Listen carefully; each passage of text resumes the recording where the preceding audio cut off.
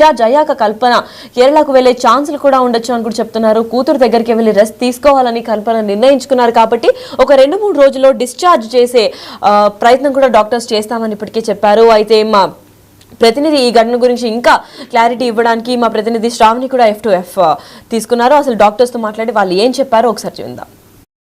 Singer కల్పన hospitalised అయిన విషయం ప్రతి ఒక్కరికి తెలిసిందే. తాజాగా డాక్టర్స్ కూడా హెల్త్ బులెటిన్ అనేది రిలీజ్ చేశారు. అదేవిధంగా తన విషయంలో ఏవైతే వార్తలు వస్తున్నాయో అవన్నీ కూడా అవాస్తవం చెప్పేసి కల్పన గారు కూడా వీడియో రిలీజ్ చేయడం జరిగింది. అదేవిధంగా ఇప్పుడు ప్రస్తుతం కల్పన గారి ఆరోగ్య పరిస్థితి ఏ విధంగా ఉందన్నది కూడా మనం డాక్టర్స్ని అడిగి తెలుసుకుందాం. సో సార్ చెప్పండి, అసలు తను వచ్చినప్పటి కండిషన్ ఏ విధంగా ఉండే?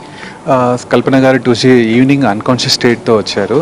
విత్ సివియర్ బ్రీతింగ్ డిఫికల్టీతో వచ్చారు. అప్పుడే వెంటనే వెంటిలేటర్ కనెక్ట్ చేసి తన స్టమక్ వాష్ చేసి ఐసీకి షిఫ్ట్ చేసాం వెంటిలేటర్తో. అక్కడ తన లంగ్లో ఇన్ఫెక్షన్ ఉందనే ఉద్దేశంతో బ్రాంకోస్కోపీ చేసి సెక్రెషన్స్ అన్ని క్లియర్ చేసాము. తర్వాత నెక్స్ట్ డే మార్నింగ్ కల్లా she recovered and ventilator remove చేసాము. నైట్ వరకు ఆక్సిజన్ రిమూవ్ చేసి వార్డ్ షిఫ్ట్ చేసాము. Presently she's fine. కొంత లంగ్లో ఇన్ఫెక్షన్ ఉంది, దానికి ట్రీట్ చేస్తున్నాము. Otherwise she's fine, she'll be discharge. So అంటే ఎప్పుడు డిశ్చార్జ్ చేస్తారు? అంటే ఈ రోజు డిశ్చార్జ్ చేస్తారని చెప్పేసి కూడా కొంతమంది డాక్టర్స్ అన్నారు. కొంత ఇన్ఫెక్షన్ ఉంది, ఒక 2 days టైం తీసుకోవడం బెటర్ అనిపిస్తుంది. కొన్ని కంప్లైంట్స్ ఉన్నాయి, కాఫ్ అలాంటివి, అవి తగ్గాక వెంటనే డిశ్చార్జ్ చేస్తాం. సో అంటే తను ఇప్పుడు బేసిక్గా ఈ టాబ్లెట్స్ అనేవి ఇంతకు ముందు నుంచి కూడా యూజ్ చేస్తున్నానని చెప్పారు కదా. సో అది యూజ్ చేస్తూ వచ్చి ఇప్పుడు సడన్గా ఒక 2 టాబ్లెట్స్ ఎక్కువ వేసుకోవడం వల్ల ఈ సిచ్యువేషన్ వచ్చిందంటారా? అంటే కొంత ఓవర్ డోస్ అయింది, దానివల్లే తను ఆ డ్రౌజీ స్టేట్లోకి వెళ్ళారు. ఎంత డోస్ తీసుకున్నా డ్రౌజినెస్ వల్ల క్రిటికల్ అవుతారు కాబట్టి she came in that state. So ma'am మీరు చెప్పండి, సో ప్రస్తుతం కల్పన గారి హెల్త్ కండిషన్ ఏ విధంగా ఉంది? ప్రస్తుతం అయితే ఆవిడ స్టేబుల్గానే ఉన్నారండి. నిన్నటి వరకు అయితే ఒక 2 to 3 లీటర్స్ ఆక్సిజన్ అవసరం పడింది. మెల్లగా ఆక్సిజన్ కూడా వీన్ ఆఫ్ చేయగలిగాము. ఈరోజు వితౌట్ ఆక్సిజనే మెయింటైన్ చేయగలుగుతున్నారు. And she stable as of now అండి. కొద్దిగా లంగ్లో ఇన్ఫెక్షన్ ఉండడం వల్ల దానికి సంబంధించిన యాంటీబయాటిక్స్ ట్రీట్మెంట్ అదంతా జరుగుతుంది. ఒక 1-2 డేస్లో వీ కెన్ డిశ్చార్జ్ అండి. సో అంటే ఇప్పుడు ప్రస్తుతం తను ఆక్సిజన్ అంటే వెంటిలేషన్ లేకుండానే ఆక్సిజన్ తీసుకుందంటున్నారు కదా, ఎలాంటి ప్రాబ్లం లేదా?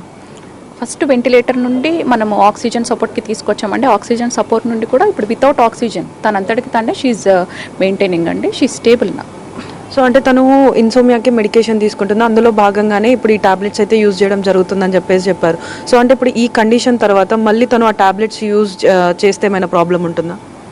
అంటే మనము ఇప్పుడు ప్రస్తుతానికైతే ఆవిడ రికవరీ స్టేజ్లో ఉన్నారండి. మనం ఒకసారి దానికి సంబంధించిన డాక్టర్ కన్సల్టేషన్ తీసుకుని మళ్ళీ తనకి ఆ మెడిసిన్ ఎప్పుడు స్టార్ట్ చేయాలన్నది ఆయన ఒపీనియన్ ద్వారా వీ విల్ కంటిన్యూ ఫర్దర్ అండి.